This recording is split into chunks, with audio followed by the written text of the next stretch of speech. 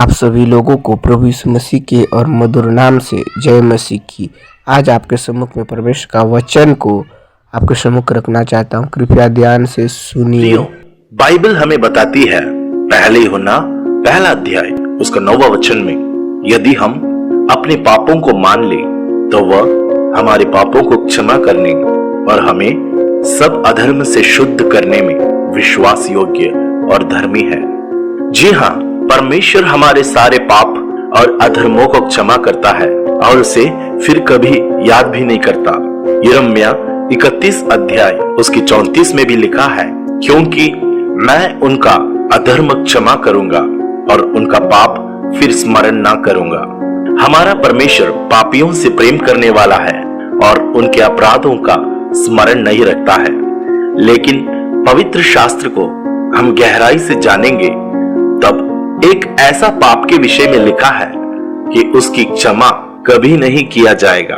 वह पाप कौन सा है, उसको बताने से पहले मैं आप लोगों का ध्यान यूहन्ना का पहली पत्री 5 अध्याय 16 और 17वां वचनों की ओर लाना चाहता हूँ। वहां पर लिखा है, यदि कोई अपने भाई को ऐसा पाप करते देखे जिसका फल मृत्यु ना हो तो विनती करे और परमेश्वर उसे उनके लिए जिन्होंने ऐसा पाप किया है जिसका फल मृत्यु ना हो जीवन देगा।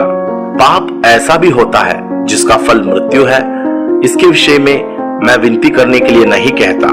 सब प्रकार का अधर्म तो पाप है, परंतु ऐसा पाप भी है जिसका फल मृत्यु नहीं। बाइबल हमें 2 प्रकार के पाप के बारे में स्पष्ट सिखाती है। पहला है मृत्यु देने वाली पाप और दूसरा है मृत्यु ना देने वाली पाप। शायद आप इस विषय में ज्यादा सोचा नहीं होगा। यहाँ पर जिस मृत्यु के बारे में कहते हैं वह हमारी शारीरिक मृत्यु के बारे में नहीं लिखा है, लेकिन हमारी आत्मिक मृत्यु या अनंत मृत्यु के बारे में यूहन्ना ने यहाँ पर चर्चा किया गया है। जितने भी पाप मनुष्य करते हैं, परमेश्वर की अनुग्रह और आत्मा पर निर्भर होकर उस पाप की क्षमा के लिए सही मन फिराव और अंगीकार करने से परमेश्वर हमारी सारा अधर्मों को क्षमा जरूर करेंगे। ऐसा कोई पाप नहीं जो परमेश्वर क्षमा ना करता हो अगर आप उसे अंगीकार करेंगे।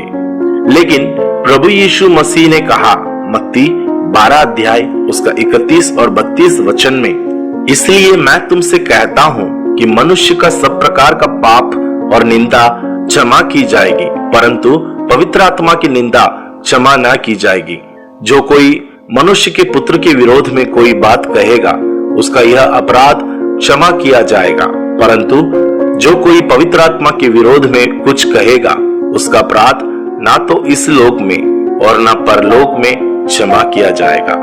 इस वचन का सही मतलब ना जानने के कारण मसीह लोग भी भटक जाते हैं। प्रियो, प्रभु यीशु मसीह के पास एक अंधे और गूंगे मनुष्य को लाया गया जिसमें दुष्ट आत्मा थी और यीशु ने उस मनुष्य को अच्छा किया, परंतु वहां खड़े हुए इन चमत्कारों को देखने वाले फरीसी लोगों ने यह कहने लगा कि यीशु मसीह दुष्टात्मा का सरदार बालजबूल की सहायता से यह दुष्टात्माओं को निकालते हैं, क्योंकि वे लोग यीशु मसीह पर विश्वास नहीं करते थे और सोचते थे कि वह झूठा है। यीशु ने उन्हें जवाब में पूछा, जिस किसी राज्य में फूट होती है क्या वह बना रहेगा? और यदि शैतान ही शैतान को निकाले तो वह अपना ही विरोधी हो गया है, फिर उसका राज्य कैसा बना रहेगा?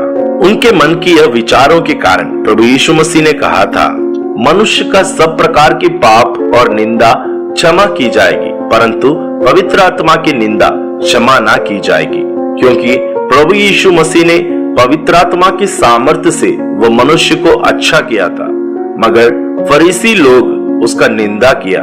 प्रियो, पवित्र आत्मा की निंदा एक ऐसा पाप है जो कभी परमेश्वर क्षमा नहीं करता।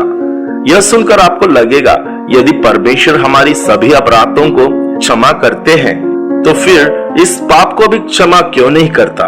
इसका एक मुख्य कारण है, क्योंकि पहला यूहन्ना पहला अध्याय उसका 9वां वचन में हम देखे थे कि यदि हम अपने पापों को मान ले तो वह हमारे पापों को क्षमा करने में विश्वास योग्य है। वचन में लिखा है, जब हम अपने पापों को मानते हैं यानी अंगीकार करते हैं, अंगीकार करने का सही अर्थ है कन्फेशन, यानी अपनी पापों को कबूलना होता है। परमेश्वर के सामने एक पापी मनुष्य तब पाप क्षमा को प्राप्त करते हैं जब वह अपने पापों को अंगीकार करके मन फिरा देते हैं। तब परमेश्वर उनका सारी पापों को क्षमा करता है।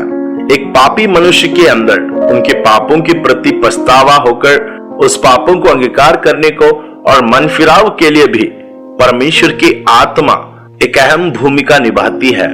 जैसे बाइबल में लिखा है पहला कुरिन्थियों 12 अध्याय का 3 वचन में, और ना कोई पवित्र आत्मा के बिना कह सकता है कि यीशु प्रभु है। यानी यीशु को ग्रहण करने के लिए भी पवित्र आत्मा का सहायता की आवश्यकता है।